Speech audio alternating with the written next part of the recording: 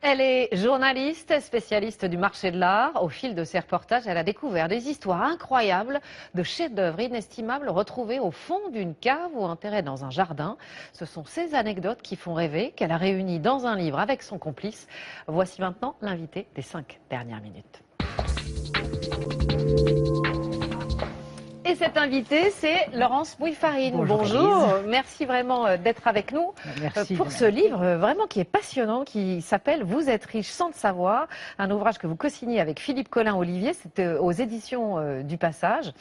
Ces histoires, en fait, vous les avez glanées au fil de vos reportages et vous aviez envie de les partager avec les lecteurs parce qu'elles sont tout simplement incroyables. Elles sont incroyables, mais elles sont vraies. Elles sont croustillantes, elles sont émouvantes, elles sont drôles, certaines sont tristes, mais elles sont toutes authentiques. Alors, un trésor au fond de la cave, caché dans le grenier, enfoui dans le jardin, on en a tous rêvé, ça existe. Commençons par le trésor enfoui dans le jardin. L'histoire se passe à Pouilly-sur-Meuse, c'était en 2006. Racontez-nous ce qui s'est passé. C'est une histoire absolument extraordinaire.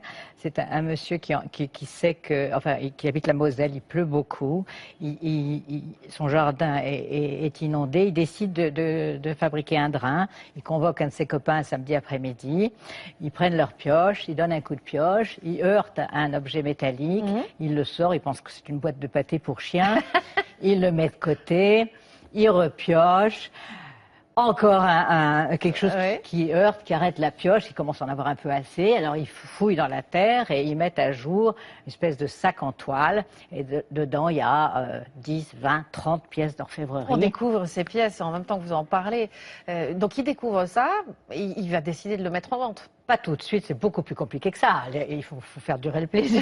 Ça dure quelques années. Il montre ça au commissaire, enfin au conservateur du musée d'à côté, qui lui-même en parle à un autre.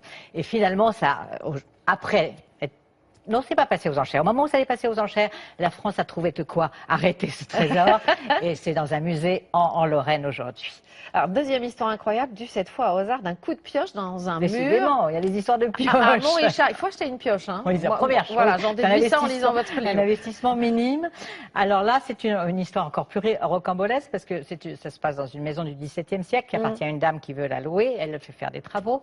Il y a là un maçon portugais qui lit les plans à l'envers et qui donne un mauvais coup de pioche au mauvais endroit. Ça, c'est formidable. Ça, c'est la chance. Et il tombe sur un pot en grès, il le sort et dedans il y a 600 pièces, il les a toutes comptées, elles sont des pièces en or du XVIIe siècle. Il va les vendre aux enchères. Et ils en retireront parce qu'en fait il a dû partager le trésor. Hein. Oui, parce lui, que c'est le découvreur. Quand vous découvrez un trésor de ce genre, lui c'est l'inventeur, comme on dit, le trésor, l'inventeur du trésor, et il faut le partager avec la propriétaire du terrain. Et au total, ils ont gagné 300 000 €. Oui, il avait tout dépensé presque avant la vente. L'histoire incroyable d'un soi-disant faux Van Gogh qui était gardé au fond d'une cave par une famille. Et là, c'est un monsieur qui fait faire un inventaire par un de ses copains antiquaires parce qu'il a besoin de faire un peu d'ordre, il est encombré d'objets. Il se trouve que l'antiquaire en question est un homme très professionnel, il descend jusqu'à la cave, il y a un tableau qui est entouré dans une vieille couverture, il lui dit « et ça ?» Et l'autre lui dit « oh, ça c'est notre faux Van Gogh, il est là, il est moche, sans des godillots, c'est horrible. » Et en fait, c'était un vrai Van Gogh. Et là encore, vendu aux enchères. Vendu aux enchères à Londres, 400 000 €. Il y a aussi une histoire incroyable dans ce livre qui est l'histoire d'une potiche chinoise qui servait de cendrier à son propriétaire. Là, ça se passe dans une famille un peu plus aisée. Effectivement, il y a beaucoup d'objets d'art. Le monsieur est âgé, il veut se mettre un peu en ordre, préparer sa succession, fait venir un commissaire-priseur qui voit au milieu de quelques objets de belle qualité, mais rien d'exceptionnel. Cette potiche bleue en porcelaine, bleu-blanc. Il faut savoir qu'une potiche bleue en porcelaine bleu-blanc, on peut tous en avoir. Elles peuvent être du 19e, du 17e. Celle-ci se trouvait être du 14e siècle. C'est beaucoup mieux. Les Chinois se sont jetés dessus, ça s'est vendu 3,5 millions. Incroyable. Et ce qui est très extraordinaire, c'est qu'elle servait vraiment de cendrier et une porcelaine de Chine, dès qu'il y a un petit accroc, ça vaut plus rien. Donc c'est un miracle. Alors, ça fait rêver votre livre, mais on se dit bah non, il faut pas rêver, c'est pas possible, ça peut pas m'arriver. Et vous nous dites? Ça peut absolument vous arriver. Vous pouvez avoir hérité d'une photo, d'une porcelaine, d'une affiche, d'un tableau qui, à un moment donné, valait beaucoup d'argent. À un moment, a été démodé, a été mis au fond d'un placard. On a oublié que ça valait quelque chose parce que l'objet a été transmis de génération en génération. Mais on a oublié son histoire. Ouais. Et le hasard veut que quelqu'un sache que cet objet a de la valeur. Ça peut absolument arriver. Merci à vous, Laurence Mouille-Farine. On rêve en lisant ce livre et on se dit qu'il faut absolument faire l'inventaire de ses greniers, de sa cave et ensuite aller voir les commissaires-priseurs.